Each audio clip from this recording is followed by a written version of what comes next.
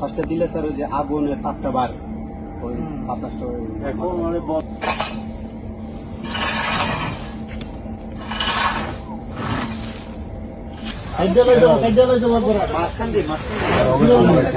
আমরা খালি করতাম বুঝছি।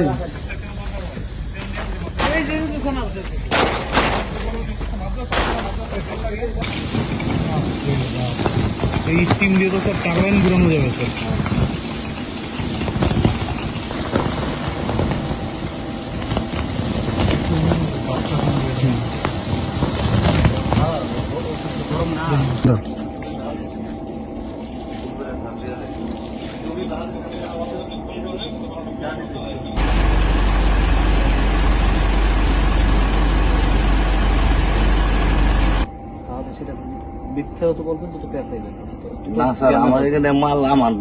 আসলে আজকে মোট 3টি সীসা কারখানা অভিযান করেছি।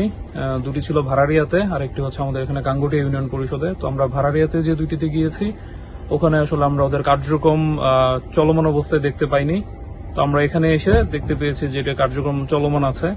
তো আমরা এখানে আসলে যেটি করেছি, আপনারা জানেন যে সীসা কিন্তু আমাদের জনস্বাস্থ্যের জন্য খুবই হুমকিজনক একটা বিষয়, কারণ সীসা কারখানাতে শুধু বাষ্পীভূত সীসার সাথে কিন্তু আমাদের আরো অনেক ক্ষতিকারক পদার্থগুলো রয়েছে, যেমন sulphur dioxide, carbon monoxide, carbon ডাইঅক্সাইডের মতো ক্ষতিকর যে ধোঁয়াগুলো উৎপন্ন হয় সেটি পরিবেশের জন্য খুবই ক্ষতিকর, বিশেষ করে মানবদেহের জন্য ক্ষতিকর, আমাদের মস্তিষ্ক এবং হচ্ছে আমাদের স্নায়ুতন্ত্রের জন্য কিন্তু খুবই ক্ষতিকর।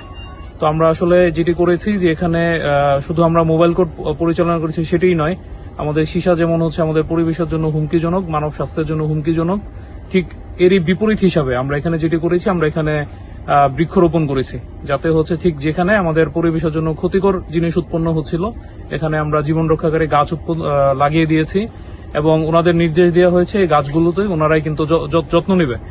এবং আমরা পরবর্তী সময় যেটি করেছি, এখানে সীসা কারখানা মালিক যিনি ছিল তাকে 50,000 টাকা জরিমানা করা হয়েছে এবং একই সাথে তার যেই ব্লো মেশিন যেটি ছিল সেটি জব্দ করা হয়েছে। এবং জনস্বাস্থ্যের জন্য হুমকিজনক যে কোনো ক্ষতিকারক যে বিষয়গুলো থাকবে এগুলোর বিরুদ্ধে আমাদের অভিযান অব্যাহত থাকবে। ধন্যবাদ আপনাকে।